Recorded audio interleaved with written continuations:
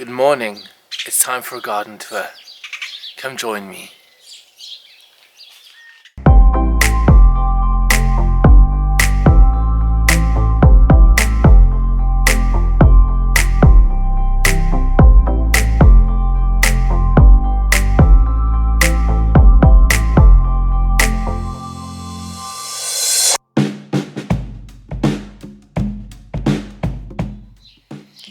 Here's the one old bed of mine that I planted in the autumn last year.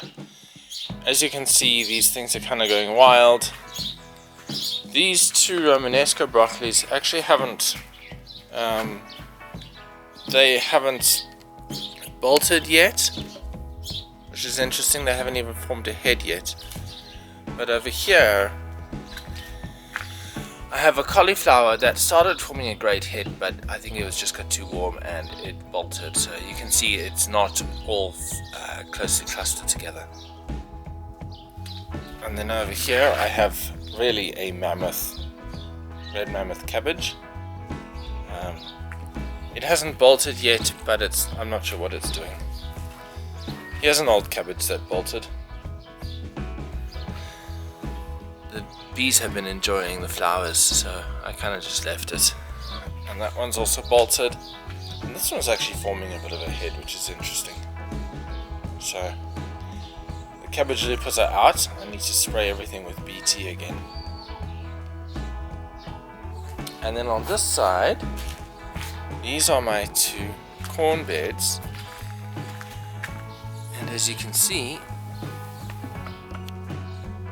I'm not sure, can you see? Yes, you can see. I have corn. So this is well on its way to... I've got a bunch of it. I can count, let's see, 1, 2, 3, 4, 5, 6, 7, 8, 9, 10, 11, 12, 13, 14, 15, 16, 17, 18, 19, 20, 21. I think more is still coming up, so it's very exciting. In this bed as well, I have some corn coming up. Over here and over there. Not as much as in the other bed. I think it's still all coming up, but you know. 1, 2, 3, 4,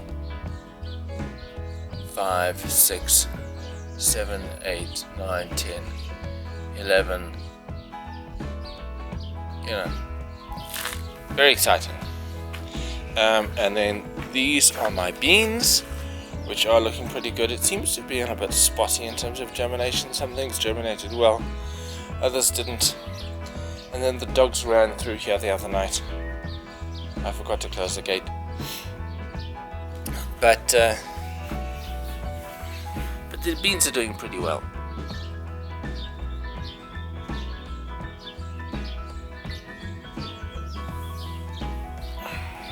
And then over here are my tomatoes, which are, some of them are doing alright, and a lot of them are just dead. My ratio this year of surviving tomatoes to dead tomatoes is actually pretty good compared to last year. Last year was about a 66 to 1.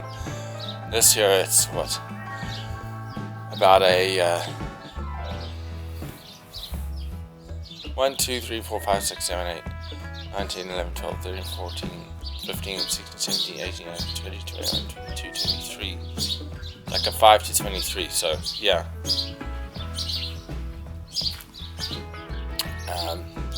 We'll see. I need to actually start put my T-posts in and get my Florida weave going.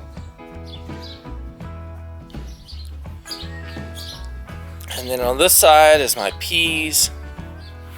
All my peas, which are very, very happy. They're growing pretty well. Can't wait to have a bunch of peas. And then even my carrots are coming up. So we've got some over there. Carrots along here, carrots along here. And I planted some beetroots along this edge. just the other day, so we'll see over here, and then also in the front of my bed over there I planted beetroot there as well. So my cabbages and onions and mostly lettuce really are doing really well. We harvested some collard greens and had those for dinner the other night. But you can see my onions are starting to actually bulb, which is good. So what I had to do, as you can see, is I had to actually dig down and just expose that bulb, because what happens is that if you don't expose the bulb, the onion doesn't actually bulb that well. It's quite small. So if you do this, then what happens is that it encourages the bulb to grow nice and big. I've got a red onion on the other side here that looks fantastic. Let me show you. Okay, you go. See? It's looking really nice. And then yeah, my lettuce are all doing really well. These two need to be harvested. Those two need to be harvested. That one is getting there, so we'll see. And then on this side over here I have another bed of corn, which is coming up nicely as well. This bed is actually this is a red sweet corn. I'll drop a link for all of the varieties of veggies that I'm growing below this video, so you can go and have a look at where I buy my seeds and what I got. But this is a red sweet corn. It looks really good on the packet anyway, so hoping for a good yield this year. I thought I'd give you guys an update on my orchard as well. As you can see here, my apple trees are growing really well, so they're all very happy. Some of them bloomed already, like the Anna over there and the Nitwitskiana over there. I don't think either of these actually ever got pollinated. The Anna definitely didn't. They bloomed a bit too early, but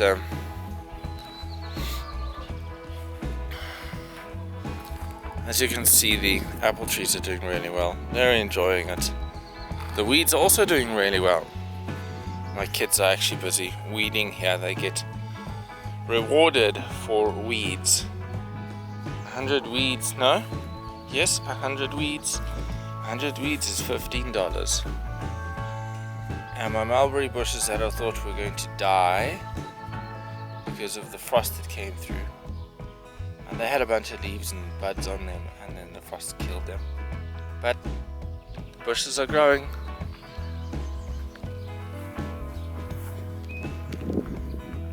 There as well, bushes are growing, so that's exciting.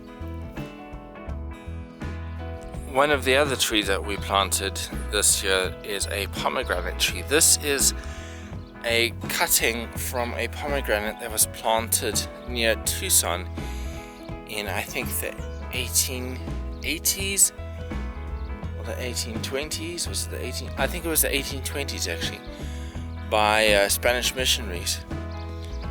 So this is a piece of a tree that has grown into a tree from one that was brought across by Spanish missionaries in the 1800s. Pretty fascinating. This is a pomegranate tree, and this is my eldest son's tree.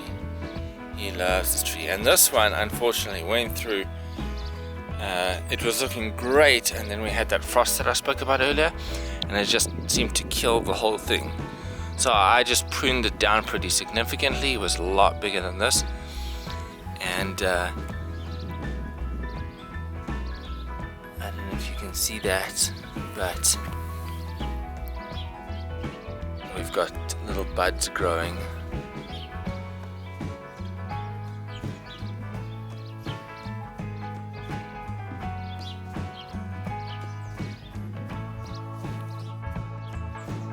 And the Fuji apple tree that we planted last year is doing fantastically. Look at this. It was barely as tall as me, and now it's about 2 feet taller than me. So I'm super chuffed. It's growing well. And then also I grew out some comfrey, and I know this looks pretty sad, but where I have the comfrey growing is a bit, where I had it growing out is a bit sheltered, so the sun kind of hit this, but as you can see it's recovering. There's some leaves inside here. These are all new leaves down here since I planted it out, so the comfrey is managing. And the reason why I have comfrey here is twofold. One of them is that comfrey is a great it's a great additive to your compost, because the comfrey sucks up lots and lots of minerals from the soil, and they go into the comfrey leaves. And so what you can do is that you can either do a chop and drop, or you can chop the leaves off at the end of the season, and chop the plants off and put them into your compost pile, and you add lots and lots of minerals and other things to your compost through the comfrey. So I got comfrey so that I could do that, so I could supercharge my compost. But I also got it because it is a rhizome barrier. A rhizome grass like this, I think this is buffalo grass, it's also called wiregrass, I just call it a weed. It's a rhizome, so it grows mostly actually through throwing underground runners, and comfrey stops that. So what I am doing over here with the comfrey is that I'm actually going to plant a few more plants once I have more comfrey going, and I'm going to plant them around the base of this tree so that the comfrey can grow up. It grows to about 3 feet tall, so it's never going to actually get in the way of the tree. But one thing it will do is that it will prevent the grass from growing around the tree like that. So I can basically have an area around the tree that is free from grass.